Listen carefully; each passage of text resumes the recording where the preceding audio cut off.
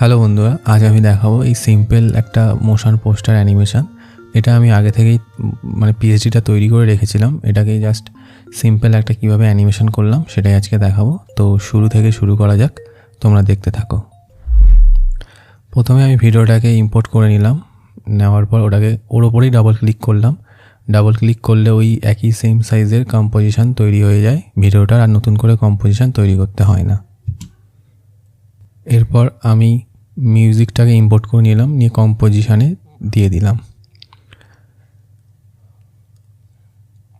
দেওয়ার পর যে লেয়ারগুলো আমি অ্যানিমেশন এখন করব না সেগুলোর আইটা অফ করে দিলাম, যেন অসুবিধা না হয় আমারও আর তোমাদেরও বুঝতে যে কোনটা অ্যানিমেশন করছি। তারপর টেক্সটটাকে অ্যানিমেশন করব। ওই টেক্সটটাকে রাইট ক্লিক করে text to convert to editable text করে নিয়েছিলাম। জানি না আমার স্ক্রিন রেকর্ডারে শো করেনি, তবে তোমরা এটা করে নেবে, না হলে টেক্সটের ওপরে কোনো অ্যানিমেশন ইফেক্ট কাজ করবে না। তারপর অ্যানিমেশন প্যানেলে গিয়ে টেক্সটে গিয়ে অ্যানিমেশনে দেখো আমি কি করছি।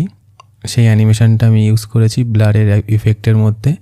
তারপর সেটাকে আমি কি ফ্রেমটা ঠিকঠাকভাবে অ্যাডজাস্ট করে নিলাম, দেখে নিচ্ছি কেমনভাবে মোশনটা আসছে।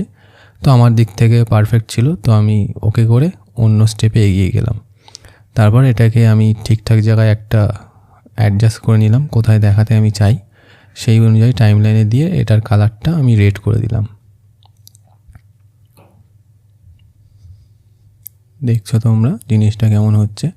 এরপর আমি ভ্যালেন্টাইন্স ডে পুরো লেখাটাকে সিলেক্ট করে নিচ্ছি, এটাকে প্রি কম্পোজ করবো। রাইট ক্লিক করেই প্রি কম্পোজের অপশান পেয়ে যাবে। জানি না আমার স্ক্রিন রেকর্ডারে ওই প্যানেলগুলো শো করছিল না।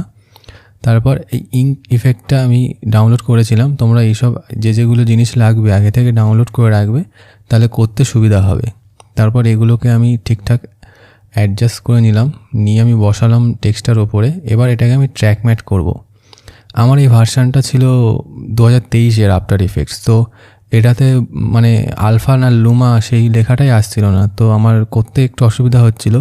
তো আমি ওটা বারবার দেখছিলাম করে ঠিকঠাক আসছিল কি না। তারপর এটা রিভার্স ইনভার্ট করতে করতে হয়ে গেছিলো জিনিসটা। এটা একটা অসুবিধাই হচ্ছিল, জিনিসটা লেখা আসছিল না বলে, তাও হয়ে গেছিলো। তো আর তারপরে আমি এগিয়ে গেলাম পরের কাজে। তো ওটাকে অ্যাডজাস্ট করে একটু স্কেলিং করে বড় করে নিলাম, দেখছিলাম যে কতটা আইসোদিং লাগছিল। তারপর অপশন টিতে অপাসিটি অ্যানিমেশন করে দিলাম, যেন লাস্টে পুরোটা ভিজিবল হয়ে যায় টেক্সটটা। তারপর ওটাকে টাইম লাইনে সরিয়ে দিলাম আমি কোথায় দেখাতে চাই সেই অনুযায়ী। তারপর একটা ভালোবাসার, যেহেতু ভ্যালেন্টাইন্স ডে, তো সেই উপলক্ষে একটা ওভারলে ডাউনলোড করে রেখেছিলাম, কিন্তু আমি পিএইচডিতে ব্যাকগ্রাউন্ডটা কাটতেই ভুলে গেছি। তো এটাকে ব্লেন্ড করে নিলাম স্ক্রিন মোডে দিয়ে। ব্লেন্ড করার পর আমি এটাকে মাস্কিং করব, যতটা পোর্শন দেখাতে চাই সেই অনুযায়ী আমি দেখাবো।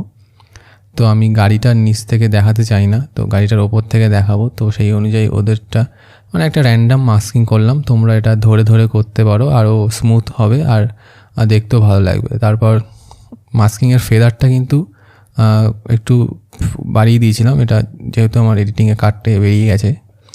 তারপরে আমি যে হার্ট শেপগুলো ছিল ওটাকে ঠিকঠাক অ্যাডজাস্ট করে নিলাম একের পর এক সাজিয়ে। তারপরে ওগুলোকে ভিজিবল করে দিলাম, দেখতে এরকম লাগছিল। তারপর আমি হার্টটাকে পাম্প ইফেক্ট দিতে চেয়েছিলাম, যেমন একটা দুক করছে হার্টটা। তো সেইটার জন্য আমি স্কেলে অ্যানিমেশন করলাম। প্রথমে ছোটো করলাম, তারপরে কি ফ্রেমটা বড় করলাম। তারপর প্রথম কি ফ্রেমটাই কপি করলাম, করে F9 করে ইজ করলাম। তারপর এটাকে লুপ আউট কি ফ্রেম দিলাম, যে যেন ওটা লুপে চলে। তো ফাইনাল আউটপুটটা তোমরা দেখো এরকম হয়েছে। এবার তোমাদের যা যা কোশ্চেন আছে যে আমি কীভাবে লুপে ওরকম দিলাম কি প্রেস করে, তো সেই সব কোশ্চেন যদি থাকে তো তোমরা কমেন্টে জানাতে পারো। আর তোমাদের এটা কেমন লাগলো অবশ্যই কমেন্টে জানাতে পারো। আর কি বিষয়ে তোমরা ভিডিও দেখতে চাও সেটাও জানাতে পারো। আমার যতটুকু শিখেছি বা সাধ্য সেই অনুযায়ী আমি তোমাদের দেখাবো। তো আজ ভিডিওটা এইটুকুই, তোমাদের কেমন লাগলো অবশ্যই জানিও।